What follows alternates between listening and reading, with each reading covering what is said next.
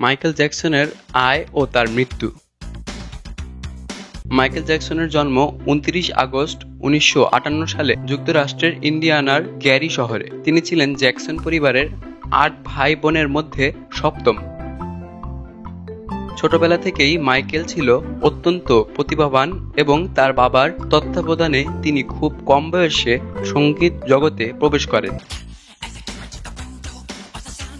মাত্র ৬ বছর বয়সে তিনি জ্যাকসন ৫ ব্যান্ডের মাধ্যমে গান শুরু করেন। ১৯৭০ দশকের মাঝামাঝি মাইকেল ও তার ভাইয়েরা মিলে জনপ্রিয়তা অর্জন করতে শুরু করে জ্যাকসন ৫ এর মাধ্যমে।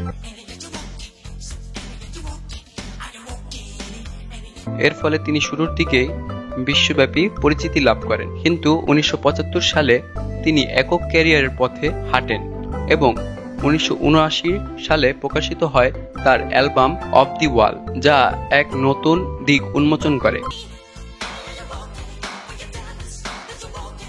তবে ১৯৮২ সালে প্রকাশিত থ্রিলার ছিল তার ক্যারিয়ারের সবচেয়ে বড় হিট। অ্যালবামটি ইতিহাসে সর্বাধিক বিক্রি হওয়া অ্যালবাম হিসেবে রেকর্ড করে।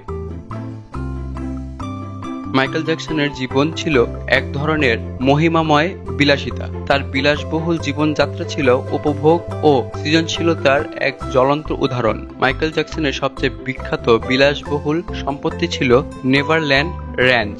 এটি ছিল তার ব্যক্তিগত প্রাসাদ,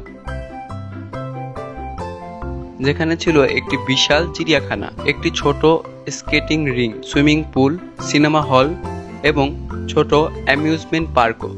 নেভারল্যান্ড ছিল তার স্বপ্নের জায়গা, যেখানে তিনি তার বন্ধুদের, পরিবার এবং শিশুদের সঙ্গে সময় কাটাতেন। এটি তার ব্যক্তিগত জীবন এবং সৃজনশীলতাকে পূর্ণরূপে উপভোগ করার জায়গা ছিল।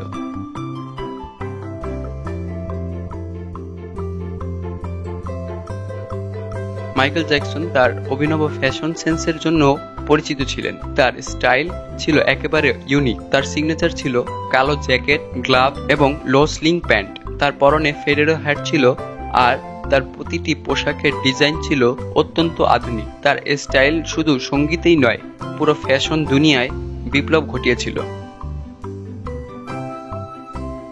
মাইকেল নিজের স্টাইলের মাধ্যমে নতুন প্রজন্মের কাছে একজন আইকন হয়ে উঠেছিলেন। এছাড়া মাইকেল জ্যাকসনের জীবন ছিল দাতব্য কর্মকাণ্ডে পরিপূর্ণ। তিনি দাতব্য প্রতিষ্ঠানে ব্যাপক পরিমাণ অর্থ দান করেছিলেন। মাইকেল জ্যাকসন চিলড্রেন ফাউন্ডেশন এবং তার নিজস্ব বিভিন্ন দাতব্য কার্যের মাধ্যমে তিনি হাজার হাজার শিশুদের সাহায্য করেছিলেন।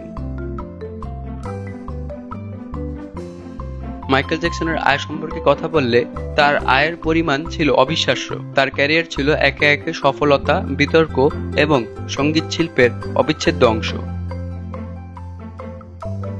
১৯৮২ সালে প্রকাশিত থ্রিলার অ্যালবামটি তার জীবনের সবচেয়ে বড় হিট ছিল। এই অ্যালবামটি এখন পর্যন্ত ৬৬ মিলিয়ন কপি বিক্রি হয়েছে, যা বিশ্বের সর্বাধিক বিক্রি হওয়া অ্যালবাম হিসেবে রেকর্ড করেছে। এর মাধ্যমে মাইকেল যেভাবে উপার্জন করেছিলেন তা ছিল অদ্বিতীয়।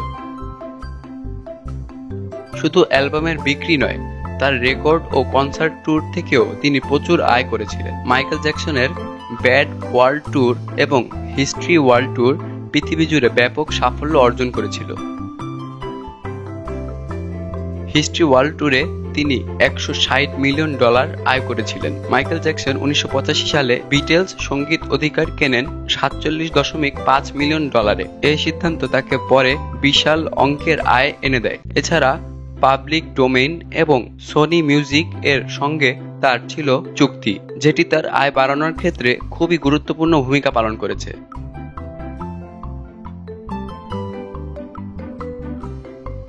মাইকেল তার ক্যারিয়ারের পাশাপাশি বেশ কিছু ব্যবসায় সিদ্ধান্ত নিয়েছিলেন। নেভারল্যান্ড র্যাঞ্চ এবং সঙ্গীত অধিকার তার অন্যতম ব্যবসায়িক বিনিয়োগ ছিল। মাইকেল জ্যাকসনের মোট আয় প্রায় $৮০০ বিলিয়ন থেকে প্রায় $১ বিলিয়ন এর মধ্যে ছিল।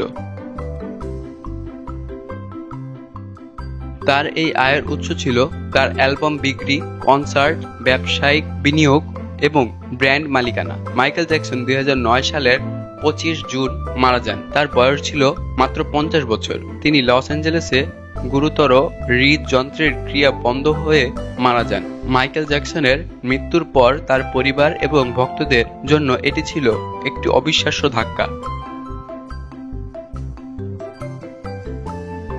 তার মৃত্যুর কারণ হিসেবে বলা হয়েছিল তাকে প্রয়োগ করা হয় প্যারেন্টাল সিডেটিভ বা ঘুমের ওষুধের মাত্রা অত্যাধিক ছিল। ওই ওষুধ তার চিকিৎসক দ্বারা প্রদান করা হয়েছিল, যিনি পরে গাফিলতি ও অযত্নের কারণে অভিযুক্ত হন। এই ঘটনায় মাইকেল জ্যাকসনের মৃত্যুর পর ব্যাপক তদন্ত হয় এবং তার চিকিৎসক অবশেষে 2011 সালে দ্বিতীয় ডিগ্রি হত্যা মামলায় দোষী সাব্যস্ত করা হয়। তার মৃত্যুর পর মাইকেল জ্যাকসনের সঙ্গীত এবং ব্র্যান্ড বিশ্বব্যাপী আয়ের পথ সৃষ্টি করে, যার ফলে তিনি মৃত্যুর পরও তার পরিবারের জন্য বিপুল পরিমাণ অর্থ উপার্জন করতে থাকেন।